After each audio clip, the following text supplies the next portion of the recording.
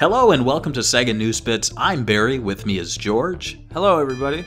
Boy, that was a pretty disappointing intro. I wonder what we'll be talking. Actually, that was a pretty good intro. Yeah. I wonder what we'll be talking about today. We are covering our personal most disappointing SEGA games. And before we get into that, I just wanted to mention we are on Patreon. If you like our stuff, if you like our videos, if you want to support us, you can check us out over there. We have SEGA News Bits Extra, which is like this, but you get more of it every week. So if you love our voices, you can watch it, and you can also listen to it. We have a podcast feed there for all the SEGA News Bits, so you can look at video. It's pretty cool. But let's get into this. So 2018 was a pretty great year for SEGA, if I'm honest, so it's going to be kind of hard to pick, but I think I can pick, and I know exactly what I'm going to pick, but I think we're going to first throw it to you, George. What was your most disappointing SEGA game of 2018? Like you said, it was like SEGA didn't have like a ton of games. Like it wasn't like they were releasing 30 this year like they did in the back in the mid 2000s, where like they just released a ton of like crap and like 2 or 3 great titles. I felt like it was more consistently good this year, and so it was really hard to even pick a title because I'm thinking one that disappointed me. And a lot of the games that or the one I'm going to pick, it didn't really disappoint me in the fact that like I went in there with low expectations. So I'm going to talk about 2 games. One of them is Fist of the North Star, and I know I told you that I enjoyed it way more than I thought I would because I went in there with really low expectations. And the game still kind of disappointed me in some aspects. Like the driving mechanic was really like bare bones, glitchy. The whole wasteland and the whole buggy thing could have just taken that whole aspect out of the game because it was pretty worthless. It wasn't really thought out. That's disappointing, because like I feel like that game with a little bit of work could have been a lot better. You could tell they rushed it out. But the game I'm going to give my most disappointing game of the year is Shining Resonance Refrain. And I know a lot of people on the comments always say I hate Shining games because they're not like the old ones, and that has nothing to do with it. If you're going to make a new universe or a new whatever and reboot something, I'm okay with that. But the problem with this is it didn't take it far enough. There was no quick travel. The story was just bare basic. Everything was bare basic, really. Like there was nothing that really stood out and made it, I don't know, very like taking that next step to being a great game. And I think the Shining Force name should have great games. And yeah, that's why I'm giving it to this. Okay. And so, you? Good disappointment there. All right, well, I'm going to do my kind of runner-up and then my actual choice. So, put your Rotten Tomatoes away. Don't throw them just yet when I say this one. I'll explain myself. So my runner-up is Shenmue I II HD. Oof. Oh, no. And I say that with... I don't know what I say it with. Well, we'll see what I say it with. So... The story behind this is that, well, what we know now is that SEGA actually attempted to do a complete remake of the game, which I think would have been a mistake without Yu Suzuki present. I think that probably would have been a bad idea. But there were things that I was seeing that fans were doing that was actually improving the game. Like fans were actually going and cleaning up the audio a bit. Fans were going and putting in higher res textures. And I really think those are 2 things they could have done. I'm an audio novice, but I have cleaned up some pretty bad audio in the past, and I even ran some Shenmue lines through some Audacity filters, and I cleaned it up a little. Like, it was better. It was a little bit better. It took out some hiss and some popping from characters' voices. But really, I guess my big thing is that the game was released with too many bugs. And when you release a game that people have been waiting forever to replay, and then there's all these bugs, it's like you're gonna get, hours into the game before the next, update comes out. And I didn't like how they were kind of like joyfully releasing the updates, like the 2nd update is here, how exciting! The 3rd update's here. It gets rid of the weird first-person shift, and audio's gonna play correctly. I'm like, that should have been day 1, guys. Come on, this is Shenmue. Like, when the game shipped to the Dreamcast, Yu Suzuki wasn't like, oh shit, we made a bunch of mistakes. Oh, we'll patch it.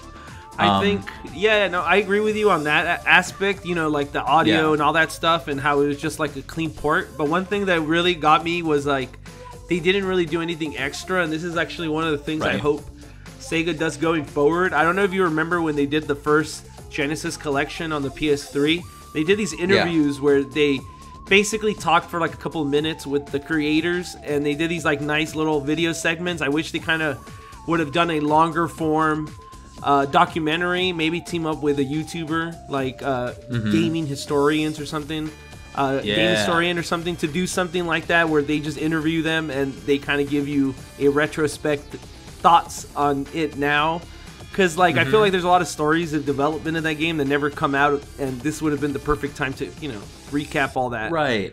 Absolutely. And I think they also made a big mistake, and this has nothing to do with the game, you know, proper, but the marketing of it, I don't dislike Adam Koralik. There is kind of like a thing online where people are like, oh, Barry hates him. I don't hate the guy at all. But I just feel like... it sounds like you do, dude. I do, yeah. No, but I feel like Sega just leaned on him way too much, and it was like... He did appear in some of their official videos, but not to a point where I think he was really necessary. I didn't like how I had to watch some of his videos to get information about the game when they should have just sent out a press release. And they started doing that later. But I really didn't like how there was a complete lack of Yu Suzuki in the marketing. There was... Go back and watch those trailers. Not once to say, from acclaimed game director Yu Suzuki. You know, like... I remember when Shenmue first came out, it was written and directed by Yu Suzuki. They really pushed him, and I think, you know, it's kind of like Kojima with his games. You know, like, you gotta attach that guy's name because these are important people who really are the ones who made these games possible. And I know the current generation doesn't probably know who Yu Suzuki is as much, but that doesn't mean you should strip him from... I mean, the game didn't even have the little YS signature when you booted up the game like the Dreamcast one did. Yeah, and I wonder what the story behind that is. And I mean, I don't want to say anything, but like you said, Adam only kind of... Like, I felt like he was pushing the game on his back by himself, and I know he was probably working with Sega, and there was some sort of like help there. Because, you know, the Sega PR people, they'll help you get assets to make content to promote their game. That's what they do. So I just wish they would have, I don't know, like him interviewing Yu Suzuki would have been great content, or getting some of the Japanese developers. I felt like he was just doing everything himself, so it's kind of weird because he's carrying it. Right. Like I don't mind the guy doing video content, but to have him do good video content, him running around Yokosuka and like, you watch that video and it's like there's no content there. It doesn't give you any idea of where things are. Anyway, this is my runner-up, and I've been talking about it for 5 minutes. But I will say, you know, that kind of goes into my main pick. D3T did the work on this. They also did the work on another game this year, the Genesis Classics Collection, I believe it's called. It's kind of hard to even keep track Sega, now, right? Yeah, there's about 3 or 4 different collections, but this one it was just so boring. I don't know. Like, it was a straight port of the hub that we had on Steam, and it was competent, I think, but it's just, there were a lot of problems I had with it. I just thought that the emulation wasn't exactly there. I actually thought there were too many steps to get into the game. Like, you had this bedroom, and then you have to click it, and then you have to make sure all the settings are right. You don't want like a weird TV setup, you know what I mean? And then you finally get into the game, and you're like, okay, this is cool. But then there's some weird things, like all the Echo games are missing. Sonic the Hedgehog 3 and Sonic & Knuckles are not there, which I think is something Sega needs to rectify. I think that's the stupidest thing that they continue to not just fix. And there was no extras. All the previous collections would throw on some Master System and some arcade games, and in several cases, it was the only way to get a home port of some of those games. Like, the PS2 one had TAC Scan, which is such a weird game that you'd never get elsewhere. And here they were just like, oh yeah, just put all the games that are on Steam, but don't put the ones that we have rights issues with, including our own Sonic 3 and Knuckles. And it's just, it's boring. I think you forgot the worst aspect of all this, because this is going to be the physical one they're going to push now in the West and in Europe, which basically means we're not going to get a Sega Ages re-releases, because nobody's going to pay $30 for a physical Switch cart with, like, even 10 Sega Ages titles would seem like a ripoff when you're standing right next to one with 50 Sega Genesis games. Right. Yeah. And so, you know, I brought up both of D3T's games. Shenmue, at the end of the day, it had enough patches that I think it is a competent remake. I think it's a great way to experience Shenmue. So all said and done, it was just a stupid 3-month and period. But with Sega Genesis Classics, like that's not getting any better. I just think it's a really boring compilation with really glaring missing things and just no extra love put into it. No extra games, no interviews like you mentioned with on the Shenmue one. So that's my pick. And before we close this video off and we look into next year, what announcement for 2019 do you think might be gonna make your disappointment list for next year?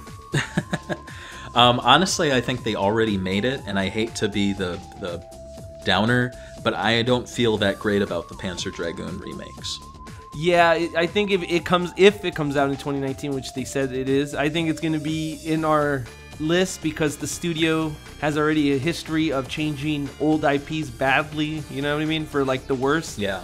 So yeah, I think it's going to be that, and I think maybe some people might be Sonic Team Racing just because I feel like they're being really safe with it. I don't think it's going to be bad. I just think people are going to be like, it's whatever.